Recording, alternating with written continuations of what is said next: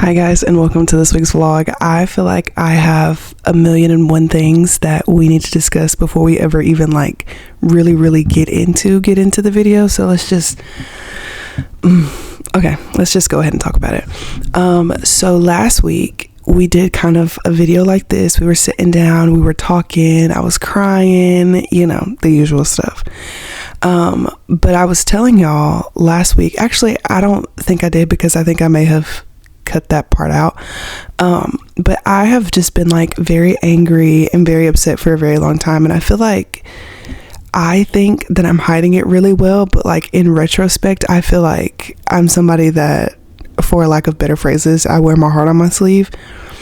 And I feel like I was telling y'all oh, I don't care, it doesn't bother me, I couldn't get one buck, I don't care about anything. And it's ooh, girl, you are hurting pretty bad right now, aren't you? Because you are talking like somebody that is speaking from a place of hurt. Anyway, I have been upset about a situation for a very long time. And it's I can't even have a conversation about it without being so irate, without being so angry, so hateful, so spiteful. And I was always somebody, and y'all know this, we've talked about this so many freaking times. I was always somebody that was oh, when they go low, I go to hell with it. And I just don't want that to be something that is still true. Granted, there are still boundaries, and I can still get booked with the best of them. I don't care. I will tear somebody to filth with my words, and I don't care anything about it. If you want to come at me and call me everything in the book, I will let you have your moment. I will let you have your shine, but trust, I'm coming back for my get back. Anyway, but yeah, I was just so angry, and I was just holding a lot of resentment in my heart, and I feel like it was kind of starting to bleed into other parts of my life, and I just was not having a great time. Anyway, so I reached out to my dad.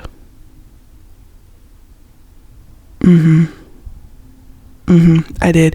And I'm going to tell you how we got to this point, because this was not something that I just thought of and then it just kind of happened overnight. This was a long process that I was not expecting. But so my brother, my mom, my aunt, and their friend, they all went down to Orlando because a few months ago when we were all on our Disney trip, my dad's sister, so my aunt on my dad's side, messaged my mom, or messaged my brother, I think, was hey, we're going to do a surprise trip for your dad down to Orlando in December.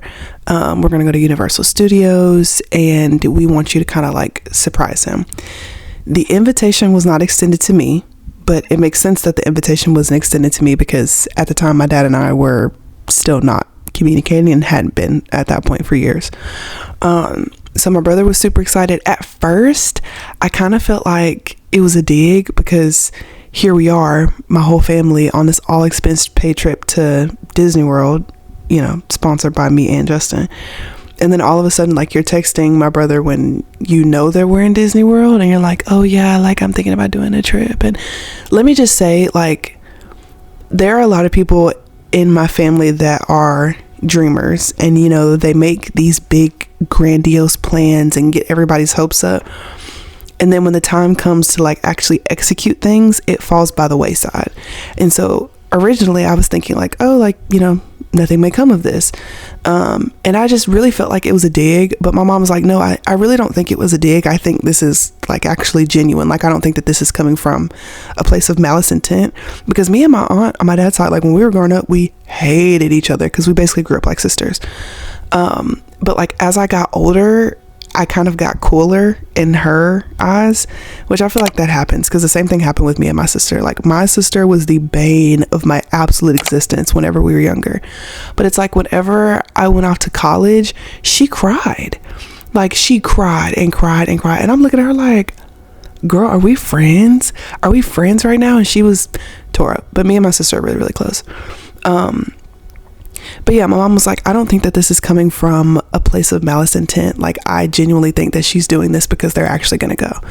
So I was okay, whatever. If they're actually going to go, then, that's fine. Kobe, I hope you have the best time ever. And he was okay, cool. And he was really excited because he hasn't seen my dad in 2 years. They talk, but he hasn't like seen him in person in a while. And my brother's a teenager and they grew up really fast. Like the last time my dad had seen him, his voice wasn't deep, he didn't have a mustache, and now he's like 5 inches taller. So of course, as you can imagine, it was, you know, jarring them seeing each other for the first time in like 2 years. So anyway, my brother went down to Orlando. My mom dropped him off at the Airbnb where my aunt, one of her friends, and my dad were. And COVID was like, you know, he was like, you know how dad does like that weird face whenever he's shocked? And I was like, I know exactly what face you're talking about. And he was like, he did that, and like he didn't really realize that it was me until he saw mom behind me, and mom was like, she gave him a fist bump or something like that, and that made me laugh so hard because girl, that's a whole nother story. Anyway, and so yeah, so I was like, okay, well, you know, as he was down there when we first got there, I was like, you know, have a great time. If you need anything, you know, you can always call me, you can always text me, whatever.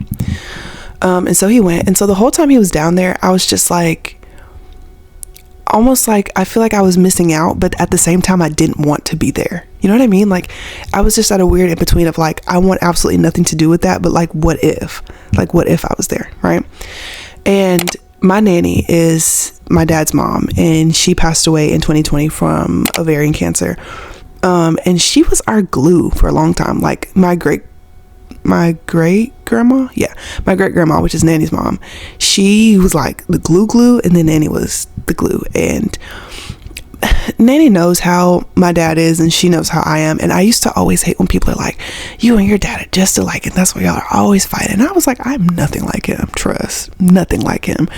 And I still don't feel like I'm anything like him personality wise, but I just think we're both very stubborn and very set in our ways. But I don't feel like that means that I'm exactly like him, whatever. Anyway, but when we would have our spats and our fights, Nanny would always be like, now Jay, at the end of the day, that's your daddy, which I hate that because I feel like it just gives family members excuses to treat you like shit when they're like, oh, but that's your mom, like she gave birth to you, that's your dad, he did this for you. It's like, I didn't ask to be here, like y'all made me be here. Like I did not ask y'all to do what y'all had to do to bring me here. Like that wasn't me. But anyway, she would always be like, you know, that's your dad, and like he crazy and blah blah blah, and like, you know, y'all kiss and make up, whatever. And for the most part, I would always kind of, you know, be the bigger person and, you know, get over it and to make the relationship what it was, because like at the end of the day, we still lived in the same house, and like I didn't want to make other people uncomfortable by like us having beef. And so I just kind of was like, whatever, and I went on with it. And I didn't have a car at the time, so I needed rides places. It is what it is. But yeah, so it had been on my heart, like, and I am a very vivid dreamer. I don't know if I've ever told y'all that, but like my dreams feel like real life. Like, you know how sometimes in dreams, like when you wake up, you're like, yeah, it felt real at the time, like an octopus was chasing me down the street in stiletto pumps. But like when you wake up, it's like an octopus would never be chasing me down the street in stiletto pumps. But like my dreams are like vivid, like things make sense, things go together, the lamp doesn't look weird, like everything makes perfect sense in my dreams. And so I had just been having these really vivid dreams about reintroducing the idea of having a relationship with my dad. Now, I am not going to rehash everything about my dad because I feel like y'all have heard that story a million times, and it's just not worth retelling because I feel like that's a very small part of this story. But what I will say is that I have a problem with not getting closure from people. That is very hard for me. Like if you do something to me that I know for a fact is wrong, and you know for a fact is wrong, and you don't apologize, I hold so much anger, and I hold so much resentment, and I hold a grudge like nobody's business. And I'm not saying that because I'm proud of it. I'm saying that because I'm able to recognize that that's something that I need to work on, is that I hold grudges really, really, really, really badly. And so it's very hard for me when I don't get closure from people. And then it makes me angry when people don't admit that they were wrong. And it also makes me angry when people feel like they don't have to apologize, and people always harbor like a victim complex, like things are always happening to me. You know what I mean? It's like, for example, let's take it to a place of Real Housewives of Atlanta. Candy's mom, Mama Joyce. Now, I will say, I don't know these people in real life, but from the TV show, Mama Joyce like always has a problem with anybody that Candy is romantically involved with. And she was only ever happy, as seen on the show, whenever Candy was dating like a super famous football player, regardless of the fact of if they treated Candy like shit or not. She only liked when Candy was with super, super wealthy partners, because Candy herself is super, super wealthy. Then it came out on the reunion that the reason that Mama Joyce was like pretty much upset that Candy was with Todd, number one, because she felt like Todd didn't have any money, which Todd has more money than you because you don't work. So, I mean, really. Anyway, it came out that Candy was giving Mama Joyce all this money, and Mama Joyce was spending all this money on the Home Shopping Network, and she was going to casinos and gambling her life away. And then Mama Joyce was like, you saying that you take care of me, but you only give me $700 a month.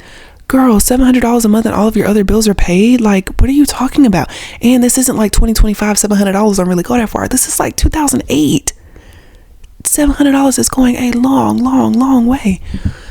Anyway, and so whenever Todd came into the picture, she was just, I feel like she came from a place of thinking like, oh, Todd is finna cut all this out, so like I don't like him. Like, it would be better if Candy was with somebody that had more money than Candy, or an equal amount of money to Candy, because then I can just like continue all of my crazy shopping that I've been doing. But Todd is gonna see that I'm spending all this crazy money, he's gonna put a stop to it, and he didn't want that. So Mama Joyce was trying to get Candy to get away from Todd. Now, it is very sad that Candy and Todd are no longer together, and Candy filed for a divorce.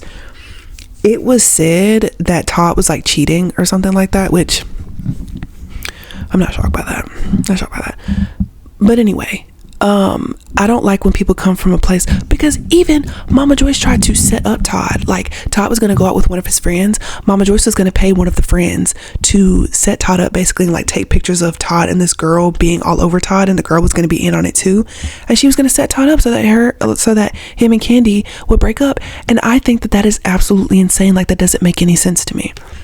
And so then when Candy confronted Mama Joyce, she was like, why would you do that? And she was like, well, I wouldn't have done this if this, and that. And it, like, no, I have a real problem with that. So when people in my life act like they have an absolute inability to apologize because they want to like remain in the place of a victim, like, no, you did some absolutely heinous shit, and I feel like you need to be held accountable for that.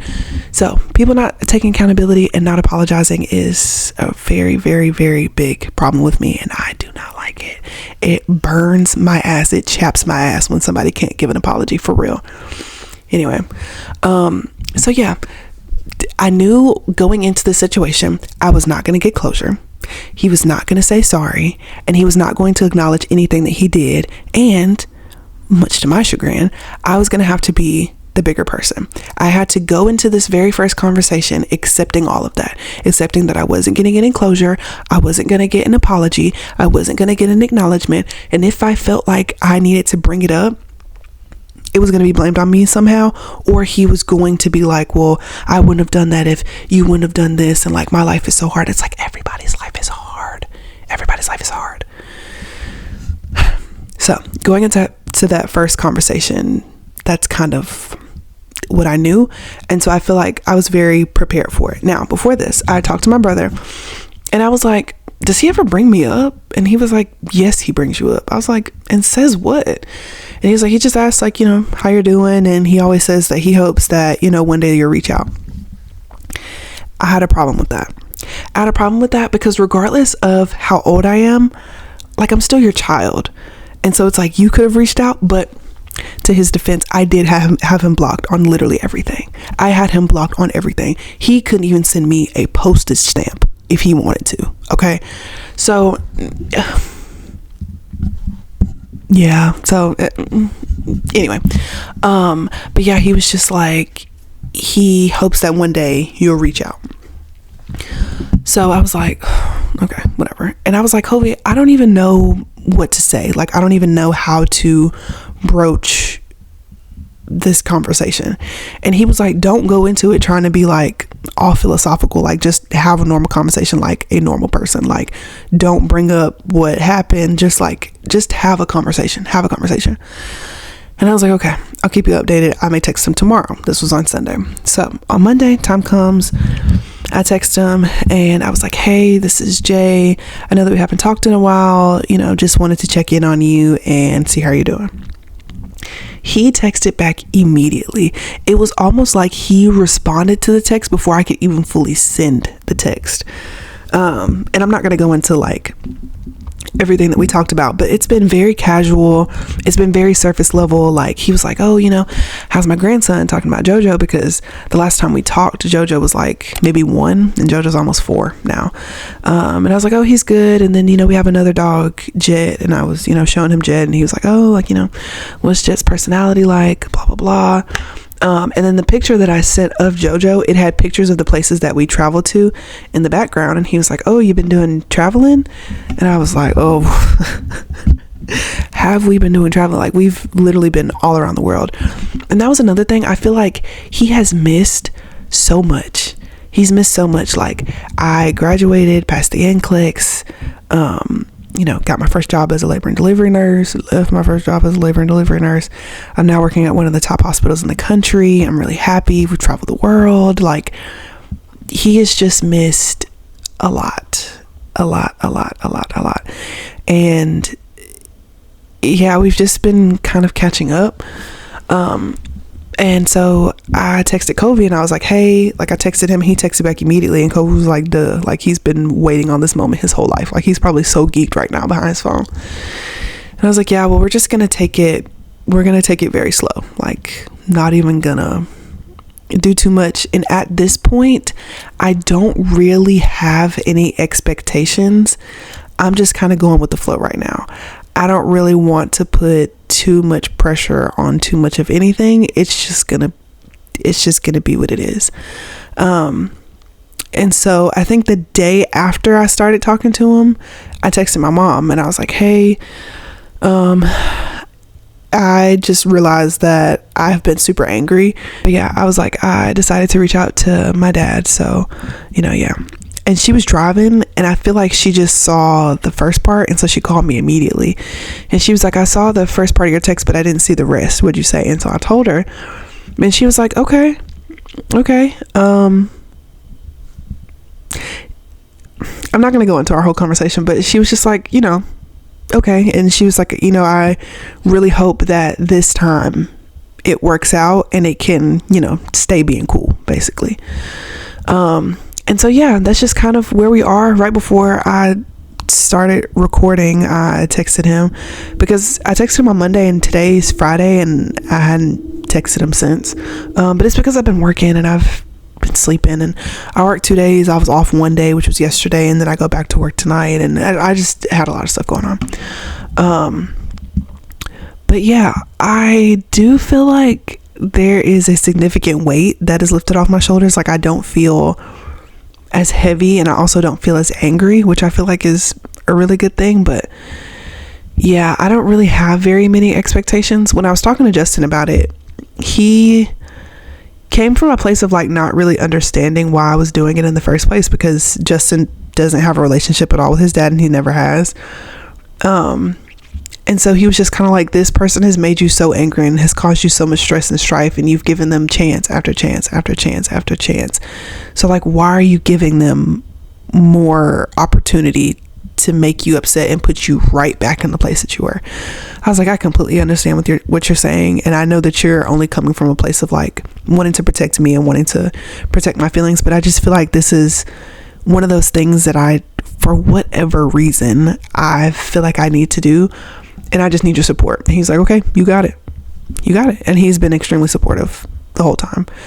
And I love him for that. He's such an amazing husband, and I'm very grateful. But yeah, that's just kind of where we're at right now. We're talking, and again, it is very, very, very surface level. I mildly entertained the idea of inviting him to my half marathon in March. I'm not going to say anything about it right now, just because I don't really know if I want to invite him, but if he's still cool by February, then I could consider inviting him. And then that would also give my brother another opportunity to see him. And a half marathon is 13 miles, and I'm honestly going to need all the support that I can get for my 13.1 miles. So we'll see if he can, be cool, and if we can maintain some decency in our relationship, then I would be okay with, trying at the very least and inviting him. So we'll see. But yeah, that was the first thing that I just felt like I needed to get off my chest, because I have been fiending to like sit down and actually talk to y'all and tell y'all about it literally all week. Like, it's just been burning into my brain. But now that we've talked about that, let's talk about some other things that have kind of come up this week that I feel like I'm kind of struggling to understand almost. So there's this thing on TikTok where all of these people are talking about how they feel like influencers, content creators are starting to be very unrealistic. Their life is not attainable. Like, it's cringy, it's annoying, everybody's upset about it. And I feel like, here's my take on it. My take is that TikTok is a monetized platform. And originally, like when I got on TikTok in 2020, and they had like just opened the creator fund, and there weren't really any stipulations on how long a video had to be. Like, it was pretty much just any video that you posted could garner you an amount of money. And the TikTok checks from back in the day, hitting. I was making $9 an hour at my library job, like barely making ends meet. Started making TikToks, didn't even know that it was like a monetized thing. And then I hit 10,000 followers, and so my videos were able to finally be monetized. And so I started making videos. I was making strictly workout videos at this time. My videos blew up. Y'all, I was making like $6,000 a month in college, in nursing school. I was like paying my car off. I was paying all my bills. I was saving hella money for real. Like, I was like getting my life together, and it felt so good. So that helped me really like coast through nursing school, and I was able to like dial back my hours that I was working at the library so that I could stay home a little bit more so I could study, because nursing school was we've talked about that a million times too. Nursing school was it was something. So it was really nice to be able to like stay at home and like have my TikTok checks keep me afloat. Now granted, I wasn't making $6,000 every single month. I think $6,000 was probably the most I'd ever made, and then it was like 4, and then 2, and then 1, and then like 800. But even still, like, any money that I was getting from posting videos on social media was good money to me, because it was money that I didn't really have to like go in and clock in for. But I feel like within the last 2 years, TikTok has changed their creator rewards program a lot, and I feel like they've also tweaked like the admission requirements a lot, so it's become a lot more accessible for a lot of people, and so a lot more people have been able to have their content be monetized. And then they also introduced the whole TikTok shop situation, and TikTok shop is so lucrative. Now, I am a victim of TikTok shop. I've bought so much stuff from there: dressers, cups, clothes. I love TikTok shop, and I honestly feel like, this is not a plug, but I honestly feel like TikTok shop is better than Amazon, because those sellers on TikTok shop are still kind of so new to selling on a platform like this that their customer service is peak. Like, stuff gets there so fast. Like, Amazon's like, oh, 2-day free shipping, and then I won't get my stuff for like another 2 weeks. Like, if they say that it's going to ship and it's going to arrive to your house in 2 days, they mean that. And it is like delivered and packaged with the utmost care. And I know some people are like weird, like, TikTok money is gonna steal all my money and scams and this and that. I use PayPal for everything. I feel like PayPal is a very secure form of checkout, and TikTok shop has PayPal, so I'm cool with it. Anyway, what was I talking about? Why are we talking about? Oh, because TikTok shop is like super lucrative. So anyway, if you notice, because TikTok paychecks go out on the 15th of every month, and today's the 12th, so people will start to make rage bait content around this time. So if you start notice that people are saying just like ridiculous things, and they're like making videos to a point that they're trying to get everybody's attention, that is for a reason. Especially since the TikTok algorithm has just changed and everybody's views have dropped dramatically, people are doing rage bait content so much more. Like, I used to go from getting like 100,000 views every video to like now I will maybe get 18K, maybe, and I have like 300, like over, I actually don't know how many it is, but it's like close to 400,000 followers, and I get maybe 18,000 views. And then people will comment, like when I have a video that does super well, they'll be like, oh my gosh, I didn't even know you still made videos anymore. I haven't seen you on my For You page in decades. And it's like, I have been here the entire time, but for whatever reason, TikTok is hiding my content. So there's that. But I really don't stress it too much. But I'm saying all that to say that people are going to make ridiculous kinds of content because they know that that's going to, number one, increase their watch time, and TikTok rewards you for increasing your watch time because you're keeping people on the app for longer, which translates into you getting more money. Now, while I am extremely happy that TikTok has, opened up and like loosened up the requirements a little bit to allow more people to be able to like come in and like get paid from the platform, basically, I'm really happy about that. That's not the part that I'm upset about. But when you have like this normal, and it's always the same pipeline, the single mom content creator or like the stay-at-home wife mom content creator, and it's like she's showing you what she's cooking, and she may not live in the best house, she's low income, her husband is a blue collar worker, and blah blah blah, she's packing his lunch at 2 a.m. so he could take it to work because he provides for the family, yada yada yada. And she's like, oh, if you could just stay with me for 1 minute, like I can afford to get my kids toys for Christmas. Or the videos that I really don't understand, where the people be like, I'm a stay-at-home wife, my husband's a blue-collar worker, stay with me for 1 minute so that I can surprise my husband by paying off his truck, and then the wife doesn't even have a car. What? How does that make any sense to you? Or when they're like, I'm a stay-at-home mom, I'm a stay-at-home wife, and I just want you to stay with me for 60 seconds because like my husband is being mean, and I'm like trying to formulate a plan to get away from him, and I have kids, and like I gotta do this right. Okay, so then that video gets 450 million views, millions and millions of likes, comments, shares, increased watch time, of course, because people are going to stay with you because they feel bad. 3 or 4 videos after that is you and your husband on an anniversary trip in Turks and Caicos. Do you think we're fucking stupid? No, do you actually think that we're stupid? And then they go on and be like, oh, like we've revitalized our marriage, we were able to take a trip out of the country, and like now we're so madly in love, thank you so much for all your support. And then they just continue to have millions and millions of views, millions and millions of followers, and it's just like, what?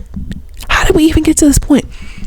But the people that like start from the bottom, like with very, very genuine intentions, and then they rise to fame, like the Kylie Pitts, which I don't know her, but I am from the South, the deep South, and I know a forced country accent when I hear one. Y'all eat the shit up anyway. I don't know why, but that is a forced country accent. It just is. Now, some people really do talk like cornbread, but like, I just feel like it's very easy, I guess for me, because I grew up in the South and I know what a true country accent sounds like, but I know when it's being faked. I know when it's being faked, and it is. But I didn't really know who she was, but I know that there was like a really big, huge controversy whenever she bought some Cadillac Escalade or something, and people were like, what the fuck? Like, she can afford to do that, and like she bought this new house, and she retired her husband, and like she used to be so relatable, and now she's not relatable. That's your fault. Hey you, that's literally your fault, because you watch her content, you engage with it, you're watching every single video, you're commenting and you're liking and you're sharing and all that stuff. She's getting paid from TikTok. She's getting paid handsomely, might I add. So it's like you're saying like she's so unrelatable, and like you wish that it was the way that it was back when she didn't have all this money and she didn't have all this nice stuff. First of all, you sound like a fucking hater, number one. But it's also like a double-edged sword, because I understand exactly what you mean. Case in point, let's take it to a place of Teen Mom OG. Okay, let's take it to a place of that. In the beginning, they will be like, hi, my name is Madison and I am pregnant. My boyfriend Daniel said he's not going to support our family at all. So what am I supposed to do? I've been working at the local McDonald's, but that's not going to be enough to support me and my baby. And I'm 9 months pregnant. Right? So then her and the boyfriend going back and forth, they fighting all in the street. She finally get a car, saving up McDonald's, because she was like, I can't have my baby come home from the hospital and there ain't no car. So get a car, but then she lose her job, and it's tumultuous. It's real life. But then, of course, she gets renewed for a second season, third season, fourth season, fifth season, and by the time them Teen Mom OG checks are running in, they're filthy, they're nasty, they're gigantic.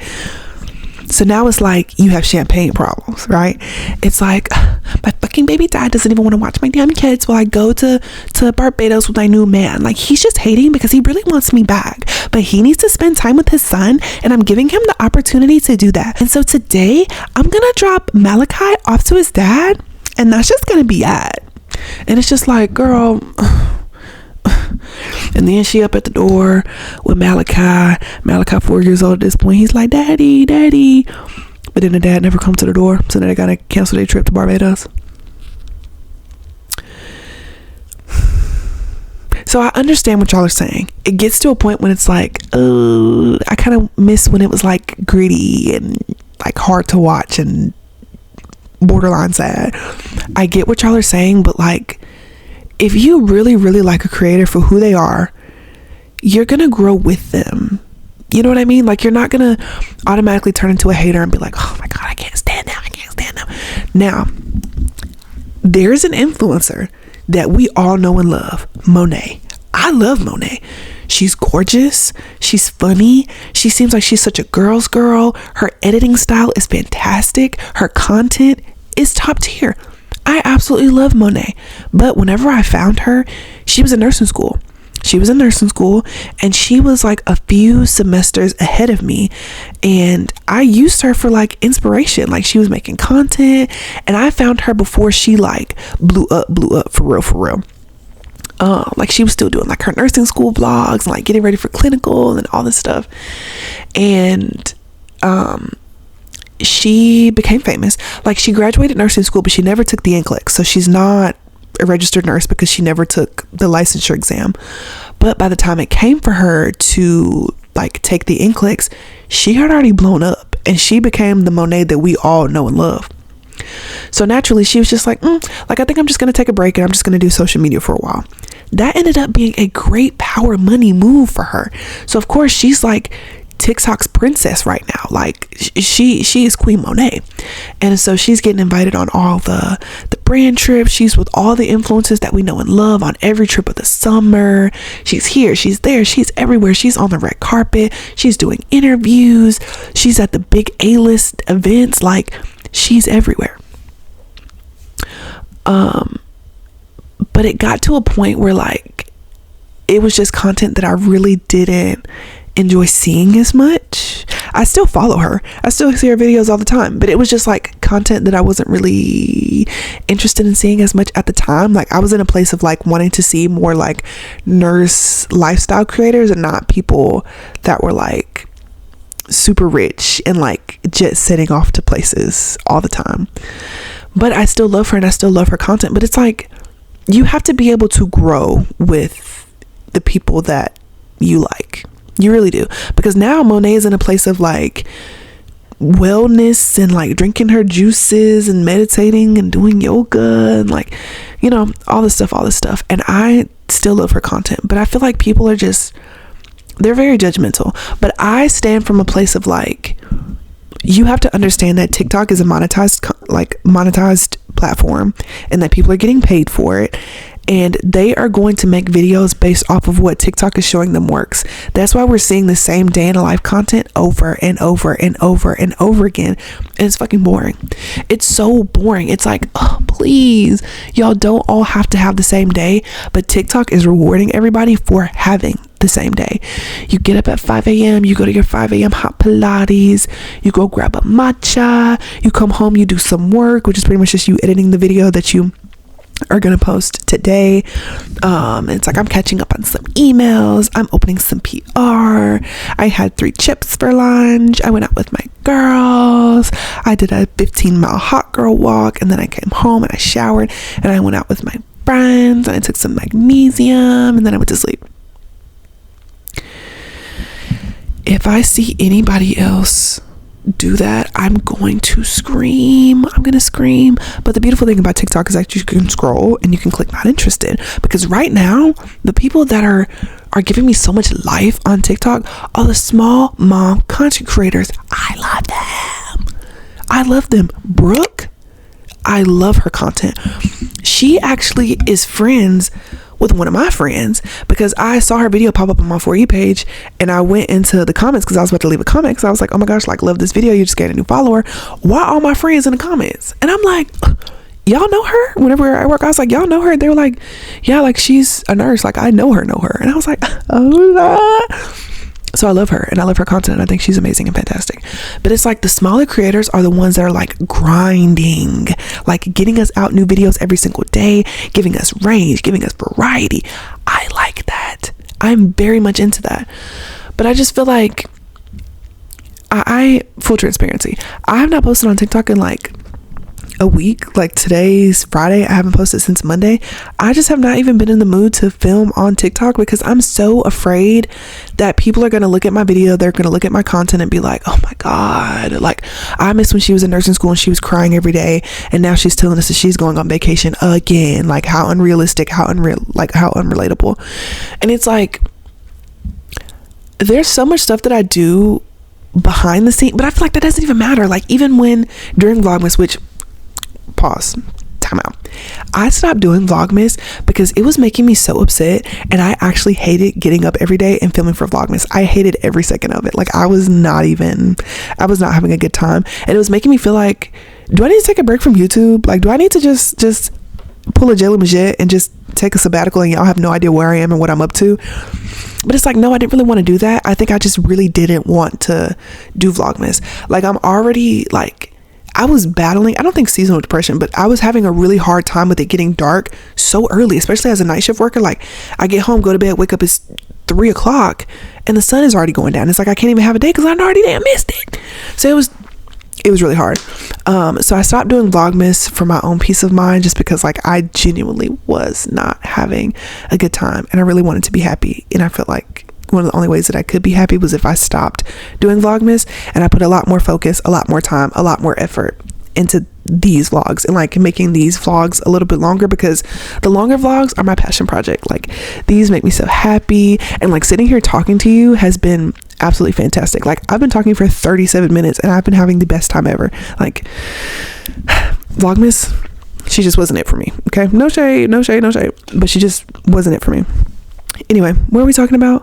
Oh, I've just been feeling like I don't want people to see my content and just be like, oh my god, she's literally so unrelatable and like I hate everything that she's doing. But it's like, realistically, when you're posting content, you have to post the content for you, and you have to be thinking like, this is content that I would like to see, this is content that I would interact with if it crossed up on my For You page and I saw somebody else post it. Like, this is this is content that I would like to see.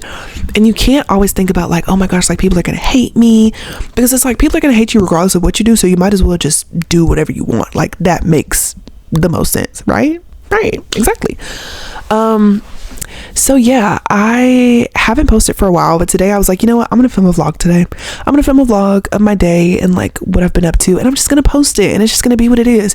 And I know that TikTok is gonna punish me because I haven't posted in a while, because TikTok rewards you for consistency, and it's almost like you're gonna post videos every single day and they're all gonna be a minute and they're all gonna be monetized and whatever, but TikTok is going to put you to your breaking point. Like, as soon as you come back and you start being consistent, it's not going to show anybody your videos. But then when you finally get to the point where you're like, well, okay, well, fuck it. Like, I don't care. Like, I don't want to post anything else. I don't want to talk about anything else. I'm going to delete this app off of my phone. Like, I'm not going to do fine. If you want to not show anybody my video, then I'm not going to make content. Like, I'm not going to garner more people to spend more time on the app by creating a minute-long video if you're not going to push it out to anybody. That is the video that's going to get 1 million views. That is the video that is going to go viral. It has happened to me every time, and it is such a toxic and cyclical cycle. I hate it. I absolutely hate it, and I wish that it would just stop, but it doesn't. I'm not even going to get into my very complex relationship that I have with the TikTok algorithm, but it's irritating to say the least.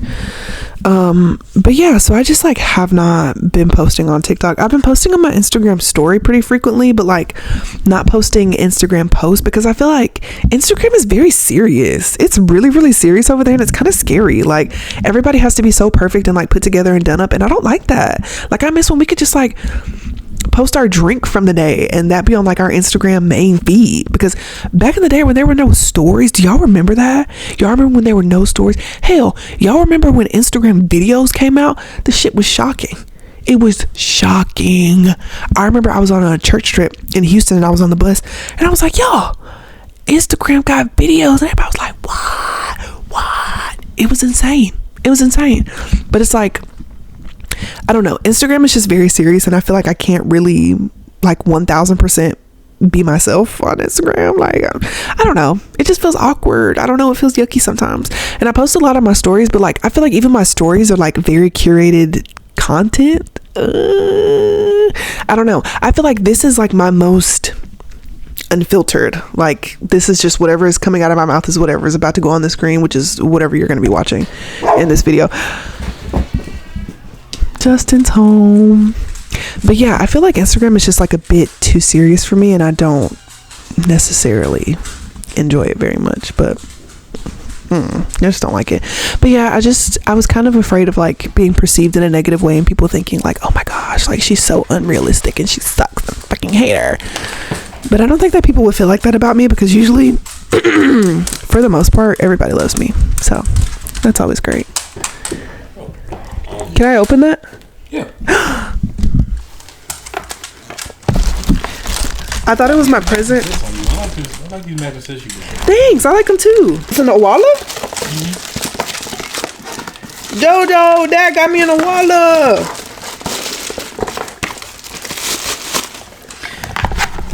Y'all, I love cups. These cups are my favorite. Huh? It's funny you said you needed more cups today. No, I did. Oh, it's pink and blue. Shut the fuck up. Justin, where did you find this? Where did you find this? You have got to be shitting me. This is fantastic. Y'all, it's literally a Peanuts Owala with Snoopy and Charlie Brown. Justin, thank you so much. This is fantastic. Oh, I love it. It literally got like shipped on your birthday. Oh, that sucks. Like, great. Oh, this is so awesome. Thank you so much for this. Oh, he has a little birthday hat. Wow. Well, I love everything about that. Thank you so much. What you up to? I ran. How'd it go?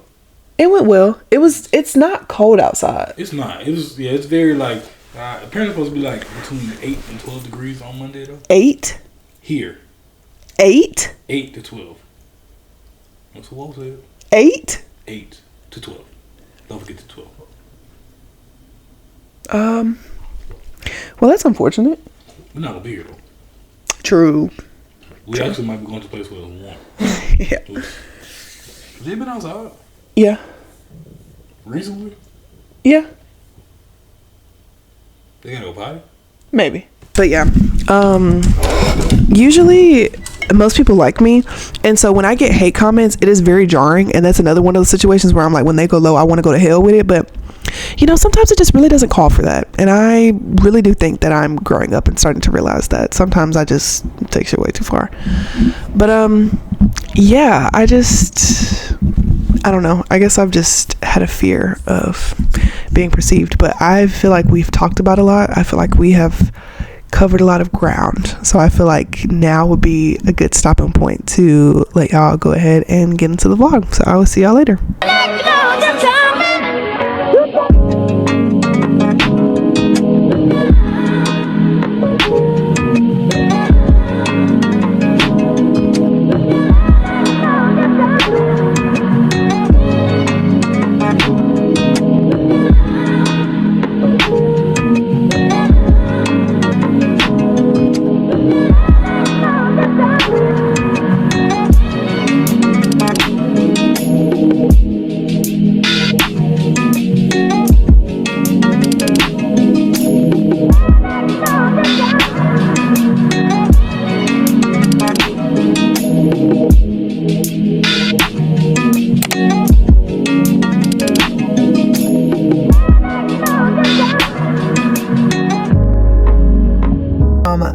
I was gonna film like me out with my friends and like us eating.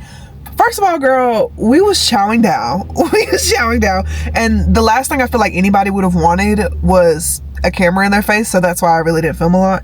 I also would have had to blur everybody's mouth just because the conversation, that conversation didn't need to see the light of day. So yeah, we talked a lot. We had a lot of laughs, and it was so good seeing all of them. Like, Zaria came to my house for Halloween. I went over to Haley's house not too long ago, but Naya and Terica, like, I hadn't been able to see them since my last day, basically. So it was really good just like seeing everybody, and like having our entire group chat be together was absolutely fantastic. So I'm really happy that we were able to spend that time together because it was really special. And I got the pomegranate margarita from Taco Mama, which is my absolute favorite margarita ever. I get it frozen and I get it with a sugar rim. And usually I will drink like a few sips and be absolutely wasted. Like, I have a really hard time holding my liquor for real. But I had a good breakfast that morning, and then I got a cup of water, and then I made sure to like eat a little bit of my food first, and then just take like small little sips, and then eat some more of my food, and then like gradually take bigger sips. And by the time the night was over, I had pretty much drank the whole thing. But I also was a little bit worried because I'm like, I know for a fact that I'm going to the gym after this, and I also know that my Garmin has a 1 hour base, like what is it called? It's like a base weightlifting thing that they want me to do, and it starts with a 10-minute warm-up on the treadmill. Like, I can't afford to be drunk. Like, I can't afford to do that because I'm gonna have to go to the gym after this. But it ended up being fine. I went to the gym. It was good. But yeah, went home last night. I talked to my brother, and he just recently went on a vacation with my dad and my aunt down to Disney World. And so I was asking, like, how was it? Blah, blah, blah. And we talked about a lot. And he's so young, but he's so smart. And I feel like as much as I inspire him, he also inspires me. And so I was talking to him about something that has been on my heart lately, and something that I feel like I've been struggling with because I don't know. I don't even really want to go into it, but it's just something that's like been on my mind to do. And he was talking to me about like how he had a situation where he had to show forgiveness to somebody that really doesn't deserve it. And it's like, if he can do that and he's 16, like at 26, I can work on being better at forgiving certain people. So yeah, so something may come of that today, something may not come of that today. We'll see. I don't know. And I was telling Justin, I was like, I feel like sometimes it's just so hard to hold a grudge. He was like, no, it's not. No, it's not. No, it's not. I was like, Justin, yes, it is. I was like, I feel like every other part of my life is so well put together and so happy. And then there's this like huge ink blot on my life. And I hate it because it doesn't have to be there. It doesn't have to be there. And I feel like that's another reason why I should probably be in therapy realistically. But it's like, I have a problem with people not apologizing. That should get me so like, what do you mean you're not going to offer an apology? Especially when like that person knows that they're dead wrong, to then continue to not offer an apology is sick to me. It's sick. And it's like, in life, sometimes you're just not going to get closure. Sometimes you're not going to get closure. And that's another thing that bothers me. I need closure for a situation. Like, and there's like so many situations in my life where I just do not have that closure, and it bothers the fuck out of me. Like, I can't stand that. Like, I need the door to be closed and firmly closed with no hopes of opening again, if that's how I feel about that person. Like, I've had friends that I've lost in the past few months. I mean, I guess they were never really friends, but like, there will be no reconciliation to that relationship. And the fact that like when you had the chance to talk to me, you didn't, but then when you knew that you were never going to see me again, it's like, oh, I want to rebuild our relationship. I want to do this. I want to do that. Like, no, shut up, because you weren't thinking about that when you was talking shit about me with your friend, with your new friend. Like, no, I literally don't want to hear that. But with this specific relationship that I'm talking about, I know that no apology is going to be offered. I know that no remorse is going to be had. I know that there's not going to be closure. And so it's like, I have to think like, is that worth it? Is it worth it? I don't know. I truly do not know if it's worth it. But it's been nagging at me. It has been nagging at me for so long, especially like this past week. It has been bothering me, like deeply, deeply bothering me. And it's like, I don't know what else to do besides like try to mend the relationship. And my brother was just like, I think just send the text and just let it be what it is from there. He was like, I've already had, a conversation with this person, and I know that if you just text them, they're going to act like nothing ever happened. And you're just going to have to either accept that for what it is and go forward with it, or just don't do anything at all. And I was like, damn, he kind of smart. Okay. So, I don't know. Life is hard sometimes. It's just like going into a situation knowing that there's going to be no apology, no remorse, and no closure is extremely hard. That's extremely hard because those are all the things that I feel like I need in order to have a healthy relationship. So I don't know. Hell, I don't know. I'm doing my best. That's all I can do. But right now I am at work because we have a class this morning. I missed it because it was on October 20th. If you recall, October 20th, I was in Japan, which was so nice that they let me have a whole week off orientation to go to Japan for my anniversary, or our anniversary. And so she was like, this is the makeup day for missing it on the 20th. So I was like, okay, cool. But I think it's just like a lactation day. And I'm always, in the mood to better my skills. But I did have to wake up super early this morning in order to get here because I know that there's usually traffic and it's Monday. And it's all that stuff. But yeah, we're gonna go into the class. What time is it? Well, I'm sitting here running my mouth. We're gonna go to the class. Then after that, we're gonna stop by Buc-ee's because I'm pretty sure they have their holiday shirts out. And those are my sleep shirts. Y'all know that. And then we're gonna go home. And I don't really know where the day is gonna take us from there, but it should be a good day. I'm stopping by Buc-ee's because I want to get a Christmas shirt, and I'm so excited to see what they look like because I have no idea. Okay, so these are what the Christmas shirts look like. They're so freaking cute.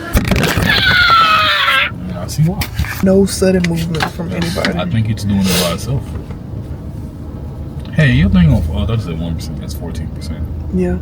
Can y'all see that the camera is shaking? Yeah. I don't think so. Anyway, hi guys. Why I feel like my boobs are you're gonna be so mad. Big and busty. You're gonna be so mad when you go back. Why? And the camera shaking. Why is this? Okay, wait if I turn the car on. Did it stop? It did. I feel like my boobs are like in my chest today. That's what they supposed to do. No, like. I get what you're saying, but maybe it's my bra. I got a running bra. Hi, Dustin. Hey. Y'all, Dustin cleaned out my car, and then I don't have a straw. I know that. Well, don't just be. Ooh.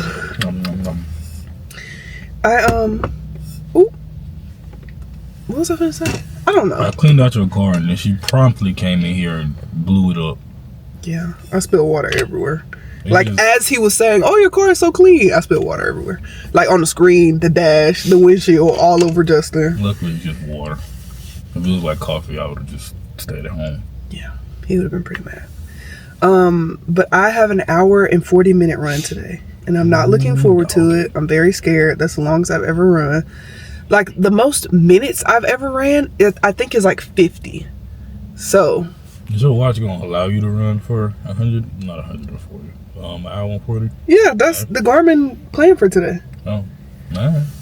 So, first of all, my Garmin watch said that I was unproductive at work yesterday when I literally did not sit down until 4 a.m. and I went in an hour early. It was like, you've been really unproductive today. I wanted to throw my watch across the hospital. I was like, I know you fucking lying. And I'm going and getting labs. I'm doing all this crazy shit. And you saying that I've been unproductive is crazy. To the Garmin, those are just steps. No, bitch, I'm in here saving lives and you saying I'm being unproductive. I don't understand that. To the Garmin, those are just steps. You might be moving, but you're not doing nothing constructive. Like, it got so bad to the point where people were like, are you okay? And I was like, yeah, I'm fine. They're like, I haven't seen you in your seat all night. You left your Garmin at home. We have to go back and get it. Yeah. We got to go back and get it. No. He left his Garmin at home on the charger. Damn. You can't do no workout without the Garmin. No, I can't. Okay. All right, let's go back home. My bonnet is looking insane today. Okay, that looks a little, why is it so square? Okay, that's better. Anyway, I just finished running my 7 miles, and I was really afraid because I was like, first of all, the longest I've ever ran in my entire life is 5 miles. So to run 2 miles farther than the farthest that I've ever run was a little bit scary, especially since I feel like, okay, I started running in like spring of 2023, and I was doing it for a while, and I kept saying like, oh, I'm gonna sign up for all these half marathons and 5Ks, and nothing ever came of that. Honestly, absolutely nothing ever came of that. And then I just kind of got frustrated, and I started focusing on other stuff. Like I started focusing on weightlifting a little bit more, and like that was my thing. But when I was running, like I would do a 5K before I ever start. Like a 5K was my warm up before I ever started doing anything at the gym. Like whether it was a leg day, an upper body day, whatever, like a 5K was my little warm up. Like, but whatever, I kind of got off the saddle for a while, and then I was like, oh, look, I'm gonna start back. And so then I started back for a little bit, but that time was like literally so short, like maybe a day or two. Like it was nothing to write home about, if I'm being honest. And then I took a long break. Like I think this year, before like this little stint that I'm having right now, I maybe ran 2 miles this year before I started half marathon training. I love this stuff. This hypochlorous acid spray by Magic Molecule, fantastic. I like to use it after the gym because it gets all that like bacteria and stuff off my face. But anyway, yeah, like I was not running for real. And then I was getting frustrated because I was like, my legs hurt, my body hurt, my breathing sucks, like everything sucks. And I was like, what is wrong? Like I'm wearing my most beloved, the prized possession, the apple of my eye as far as running shoes go. So I don't understand why I'm having such a hard time. But in the beginning, when I first started wearing these shoes and I was running and doing all this stuff, like it was great and it was fantastic. But now, like, I can't even run for 2 minutes. Like, what's going on? And I realized I had a whole slew of problems going on. Number one, shoes have a mile limit. Like, the shoes that I was wearing were these. They're the On Cloud Monsters. I love them. They're so big. They're so squishy. And I have been wearing them on my runs, just like going out and running errands. I was wearing them to the gym. Like, these are my go-to shoe for literally everything. And I didn't realize that for running shoes, like, they're going to lose their shock. They're going to lose their absorption, I guess. And like, they're not going to be as squishy anymore if you've been wearing them almost every single day for 2 years. Like, those running shoes are done. Like, running in them, working out in them, wearing them for errands, and also wearing them for my 12-hour overnight shifts, girl, those shoes were so gone. They were so tore up. Like, it was just time to retire them, time to give them up. So I was like, okay, so I need new running shoes, whatever. So I went into the running store and I was trying to figure out which kind of shoes that I wanted. And then I saw these and I absolutely love these. These are the Nike Vomero Premiums. I love the colorway. They're so soft, they're so squishy, they're big, they're fantastic. I only wear them for running. I will never weightlift in them. I will never go run errands in them. Like, these are specifically for running. These are gonna be my half marathon shoes. Hopefully I don't have to replace them by the time my half marathon comes around, because it's in 15 weeks and it says that these shoes have a mileage limit of 400. I don't think I'll run 400 miles in 15 weeks, but hell, I might. I don't even know. I might. But yeah, I really like these shoes. And I was really nervous pretty much all this week when I saw that I had a 7-mile run on my Garmin training plan for my half marathon. I was like, I'm not gonna be able to do that. Like, there's no possible way that I'm gonna be able to get on the treadmill and run for 7 miles. Are you kidding me? Run for 7 miles? Absolutely not. But I had my Alani, I had my water, and I know some people like to do Rice Krispie treats as like their fuel, but I personally like to do Oreos. So I would have an Oreo every like 2 to 3. Well, I think I have I think I was doing it like every 20 minutes. Like every 20 minutes I would have an Oreo and I would have a little sip of water. And I felt great. Like, when I got off the treadmill, I felt like I could keep going. The only thing is that for the first time in my life, I had chafing on my thighs. And I was like, oh, is this what that feels like? I thought my thighs were bleeding. It was horrible. So I immediately went to Walmart after we left the gym, and Justin got some stuff so that he can make dinner tonight. And then I got like this Mega Babe thigh chafing stick, and I tested it, and it was, girl, it was instant relief. So I will definitely be using that for my runs from now on.